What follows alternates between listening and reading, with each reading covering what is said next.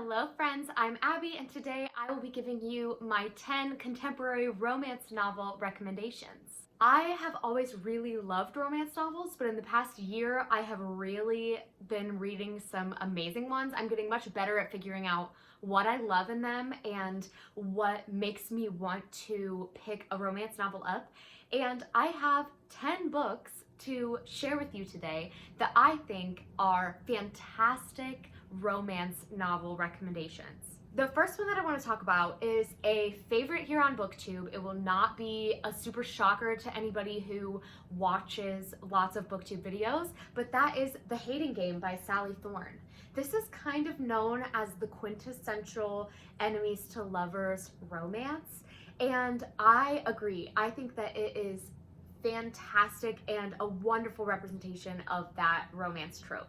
This is the story of Lucy and Josh, and they both work at the same company, and they are kind of pitted against each other for this promotion. They've always hated each other, and as the story goes on, you start to see that their hatred may be leaning closer to some tension and some romantic feelings. And this story follows the two of them as they kind of get to know each other more. They have to work together on some things, and it follows what happens after they start to get to know each other more. I just absolutely fell in love with Lucy and Joshua. I thought the banter in this was great, and I thought that they both were great representations of people who are kind of weird, which sounds strange to recommend that to people, but if you're looking for two protagonists who are not super normal, I mean, they are fairly normal, but their dialogue sometimes was just kind of like, whoa, what a bunch of weirdos. And as a weirdo myself, I dig this. This was great. I highly recommend this if you're looking for a steamy enemies to lovers romance that has a lot of like angst and secret pining, like a lot of repressed feelings. This one's great. The second book I'm going to recommend is also a BookTube favorite, and that is Red, White, and Royal Blue by Casey McQuiston. This is another fantastic enemies to lovers story, and obviously this is a male-male romance, and it features the romance between Alex, who is the son of the first female president of the United States, and Henry, who is a royal in England. He's a prince. And the two of them start off not liking each other. There's a misunderstanding that happens, and they both have a lot of animosity toward each other. And then an event happens, and they both kind of embarrass themselves in front of many people. And in order to repair the US-British relations, they have to pretend to be friends and go out on public and demonstrate their friendship. And this kind of forced friendship, fake friendship trope turns into a romance, and there is a little bit of forbidden romance as well, and a lot of extra bonus stuff. This is long for a romance novel. It's about 400 pages, but I think all of the extra things added in this book are what make it so special, because this book is not only about this beautiful, sweet romance, it also follows both characters as they're dealing with what it's like to come out to essentially an entire country, two countries in fact, and their families, what it's like to be in the public eye and have this social pressure to not only be in a relationship, but be in the right one. It is just so good. And again, the steamy scenes were fantastic in this. And if you're looking for just a super wholesome, sweet, but also very meaningful romance, I think this might be exactly what you're looking for. The next book is one of my favorites, and it is Bringing Down the Duke by Evie Dunmore. And this is a historical romance, which I absolutely loved. This is the first book in a League of Extraordinary Women series, and this book follows Annabelle in 1879 England, and she is chosen to go to Oxford University, which is a big deal. Women in this time were not chosen very often to go to university and to get to study anything, and so her going is a big deal. Now, while she's there, she joins the women's suffragist movement to get a Women's Property Act passed. And each of the women in this group is kind of given a man to petition to kind of convince that they should be on their side, on the women's side of this movement. And the man that Annabelle is given is the Duke of Montgomery. And so obviously it's a big task. Now, what she doesn't necessarily expect is that the two of them have fantastic chemistry, and I just think that this book was so impactful for me, and you'll find a pattern in that I love books that not only have a fantastic romance, but also have a fantastic kind of subplot and point to them. So this I highly, highly recommend. It not only focuses on the women's suffrage movement and women's rights during this time period, it also focuses on a character who is learning to stand up for herself in a time where women are not giving a whole lot of rights. She learns to own her own voice and to stand up and say, I don't agree with this. And of course, we get to see some men deal with those same ideas. So I just think that this was fantastic. The romance was great. I love these characters, and the chemistry was everything. The next two books I have to share with you are both if you are looking for a beautiful holiday read, and that is In a Holidays by Christina Lauren and The 12 Dates of Christmas by Jenny Bayliss. Both of these I rated very, very highly. In a Holidays is kind of a Groundhog Day story about a woman who is on her way home from her Christmas break, and she finds out that this cabin that has always belonged to their families, her and another family that they're super close to, have always gone to this cabin for Christmas. As they're leaving this cabin, they find out that they will no longer be coming to this cabin for Christmas, and she's very upset about this. So on their car ride home, they get into an accident, and she wakes up back on the plane on their way to this cabin for her Christmas break. So she keeps waking up on the plane every time something happens to her in this story, which definitely added a really cool element to this romance. Now, the other interesting element about this romance is it is a friends to lovers story. And not only does it have a sweet, wholesome Christmas story going on, it also focuses on a little bit of drama because May, the main character in this, has always been super close to these brothers in this other family, and she's always been super in love with the other brother. So this story kind of focuses on their romance, the romance that blossoms between May and these brothers, and kind of which one she chooses. It just really was very, very interesting, and I think that if you are someone who loves tradition and Christmas and loves doing the same things with your family every year, you might really love this. And The 12 Dates of Christmas is about Kate. And Kate is alone this Christmas season, and she decides to join this dating service where she will go on 12 dates with 12 different people who have signed up for this dating service. And they're all very Christmassy dates. They all have a very Christmas vibe. And each date is basically a blind date where she gets to know some people and find out if she has a connection with them. This took really, really beautiful turns. I loved seeing all the different dates, and the female friendships in this are fantastic. So if you're looking for another wholesome, warm, cozy, very holiday-based read, I highly recommend this because I loved Kate and I loved the town that she lived in. I think about this town, I just really wish I lived there because they have the best Christmas season. So, so good. If you're looking for a cute Christmas romance, I recommend this. The next book I would like to recommend is Birthday Girl by Penelope Douglas. And this is definitely a much steamier book. So if you're looking for a contemporary, like very classic romance, this may not be up your alley, but if you're willing to push your boundaries a little bit, you might really like this. This is a taboo romance story about this girl named Jordan and this man named Pike. Jordan is 19 and Pike is 38. So already you might be thinking, ooh, an age gap romance, interesting. The twist is that Jordan is currently at the start of this book dating Pike's son. Things take off from there, and this is the romance between Jordan and Pike, so you can kind of guess where things are going to go. But I did think that this was really interesting, and I picked it up thinking that it wasn't going to have a whole lot of plot, but it ended up being fairly plot heavy in my opinion. So this was sweet. It was unexpected for me because I don't think that I'm a big taboo romance person, but I seemed to really dig this. Like, I got into it and I really cared about the characters. Do I think this is perfect? Maybe not, but I think that if you're looking for something a little out of the ordinary, you might enjoy this because it had some fantastic steamy scenes.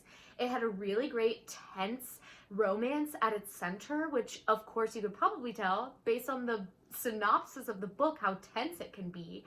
It just took turns I didn't expect. And so if you're wanting something that's out of your normal comfort zone, I highly recommend Birthday Girl. The next book that I would like to recommend is The Dating Plan by Sarah Desai, which I just read this month and it comes out in March. So keep your eyes open for this one. This is a fake dating, fake engagement trope about a girl named Daisy and a boy named Liam. And Daisy is a coder, a super smart science woman. She is at the top of her game, but she's single, and her big Indian family is very much against that and wants her to settle down and get married. And then enters Liam, who was her high school love, who stood her up at her prom, and she kind of has never forgiven him for this because he was basically part of their family. He was best friends with her brother. Her family took care of him and like took him in, and on the night of her prom, he disappeared and never contacted her again. So 10 years have passed, and Liam, his grandfather has just passed away, and in order for Liam to inherit this whiskey distillery, he needs to be married by his next birthday, and that is 2 months away. So when he runs into Daisy again and feelings start being stirred up, he decides that this is the perfect mutual beneficial relationship. They will both pretend to be married. They'll legally get married and stay married for a year, but it starts off as like a fake romance. Of course, it doesn't end as a fake romance, and the turns that it took in this book were so wholesome and sweet. And I think both characters in this were fully fleshed out. They were very interesting, and the clashing of cultures was really sweetly done as well, because you're seeing her Indian family kind of adapting and accepting Liam's Irish Catholic culture, and you get to see Liam's Irish family and how they do things on his side and how both families kind of come together in the end. The conflict in this was beautiful, and I felt that the grand gesture moment was very true to the characters. So if you're looking for just a really great romance that features two characters who are both independent and know what they want and are going after it, I think that you would really enjoy this. And this is probably the best representation of a fake dating or fake marriage trope that I've ever seen, because it just felt like they both were actually getting something out of it. I read this book in one day. It was in my most recent romance reading vlog. Go check it out because I highly recommend this. The next book that I want to mention, I don't have a physical copy of yet, but that is Written in the Stars by Alexandra Bellafleur. This is a female-female romance that is set in Seattle, and it is kind of a Pride and Prejudice retelling. And it features Elle, who is an astrologist, and she is making that her job, which her family doesn't necessarily agree with, but she is very free and easy, but also is a super romantic at heart. And then there's Darcy, and Darcy is more strict, she's more serious, and Darcy's brother sets Elle and Darcy up on this date. They go out, the date doesn't go very well. But when Darcy gets home, her brother is very over the top because he knows Elle and thinks that they're perfect together. And when he asks how the date goes, Darcy just kind of wants him off her back. So she lies and says that the date went really, really well. Well, then some conflict starts because now her brother thinks that they're dating and he knows both of them. So he is going to find out sooner or later that the date didn't go well. So Darcy reaches out to Elle and decides to set up a fake dating trope or a fake dating situation where they will pretend to date. They'll go on a few dates, and this takes place the week before Christmas. So they decide that they're going to end it at New Year's. They're going to fake a breakup, and then the relationship can be over, and they can tell her brother that they gave it a good chance, even though they're faking it. Now, again, of course, they're not faking it the whole time, and the romance is really, really sweet. I just think this is a fantastic female-female romance. It doesn't pull the punches. It really goes there, and I loved it. I thought both characters were super relatable. I loved the astrology that was involved on Elle's side, and I think that the angst in this and just the brokenheartedness when the big conflict happens in the book stands out to me because it really was heartbreaking to read about, and I felt bad for both of the characters. Like, I just wanted to hug both of them. So I highly recommend this if you're looking for a diverse read, or you're looking for something with a little bit of holiday spirit, but not super holiday, just kind of a wholesome, beautiful romance. Highly recommend this one. The next book I would like to recommend is Get a Life, Chloe Brown by Talia Hibbert. Again, you've all probably seen this on BookTube, but this is a friends to lovers, kind of unexpected romance. It doesn't really fit in any trope. Almost enemies to lovers, but not necessarily that. Anyway, this is about Chloe. And Chloe is a woman who is suffering from chronic illness and chronic pain because she has fibromyalgia. And unrelated to that, she almost dies. And then she decides, you know what? What would my tombstone say? What would my obituary say? I haven't done anything. So she decides to make a list that is her Get a Life list, and it will help her feel like she's accomplished something. And on that list is enjoy a drunken night out, ride a motorcycle, go camping, have a hookup, travel the world with nothing but hand luggage, and do something bad. Then enters Red, who is the superintendent of her new apartment that she moves into to kind of gain some independence. And they start off not really liking each other, but as the book goes on, he starts pushing her boundaries and helping her explore more, and she kind of is helping him deal with some of his past trauma. And I just think that this was so perfect. Both characters are the most well-rounded characters that I've seen in a book. The emphasis on mental health and taking care of yourself was so wonderful to see, and I just think both of these characters were so special in their own way that I loved both of them, and I think about this book all the time.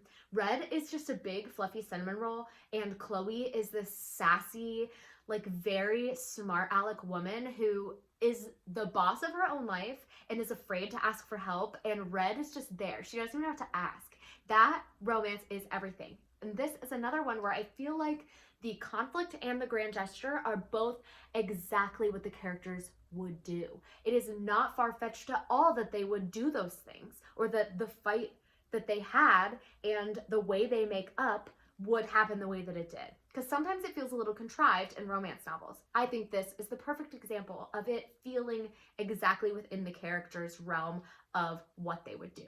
I highly recommend this. I gave it 5 stars. And the last romance novel that I would like to recommend to you is the Bromance Book Club by Lisa K. Adams. This book is so good. It's so good. It is about Thea and Gavin. And at the beginning of this book, you see Gavin who's distraught because Thea has asked him for a divorce. And he doesn't really know what to do. You don't find out later in the book why they're getting a divorce, so I'm not going to spoil it, but they're getting a divorce, and Gavin doesn't want that. He wants to make things right, and so his friends all kind of gather around him and invite him into this book club called the Bromance Book Club, and it is a group of men, pretty high-profile men, who read romance novels to help solve their relationship problems. Can you think of anything more wholesome and sweet? The men of this book club really sold this book for me, and I absolutely loved it. The first novel goes back and forth between Gavin and Thea's perspective, as well as interspersing some chapters from the romance novel that Gavin is reading to save his marriage. It was just so innovative and beautiful and perfect. And these two characters are both so flawed and so human that I'm obsessed with them. And this is one of the only like second chance romance books that I've read. I haven't read a whole lot of this trope where two people were once in love and they are trying to get it back, but I definitely want to pick up more because this is my favorite romance novel of all time right now. So I highly recommend this if you're looking for two characters that are finding love again, if you're looking for something a little complicated from the start and continues to be complicated, but still has the predictability and wholesomeness of a romance novel with the additional element of a really awesome gang of dudes who are all fighting the patriarchy and trying to hold their own as feminists. I recommend this. It was so good. 10 out of 10, one of my favorites of all time, if not my favorite romance novel. That is going to be all for me today, friends. Thank you so much for watching. Please like, comment, subscribe, and share this video with anyone who you think would enjoy it. Comment down below what your favorite romance novel is because I want to pick up more sometime soon. And I will see you all next time. Bye, friends!